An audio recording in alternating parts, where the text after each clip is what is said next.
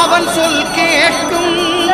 அவனை தொழுதால் போதும் நல்லதே நடக்கும். ஆனை முகனை தொழுதால் நவக்கிரகங்களும் மகிழும்.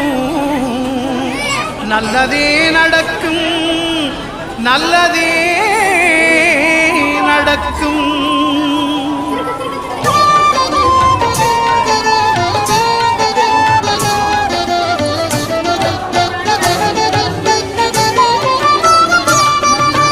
ஒன்பது கோளும் ஒன்றாய் காண அங்கு கற்பகம் என்னும் கடவுளின் மெய்யில். ஒன்பது கோளும் ஒன்றாய் காண அங்கு கற்பகம் என்னும் கடவுளின் மெய்யில். சூரியன் முதலாய் 9 கிரகமும் பலவித குணங்களை கொண்டிருக்கும். எங்கள் கற்பக தருவில் அவை வரும்போது ஒன்றாய் சேர்ந்து பலனளிக்கும்.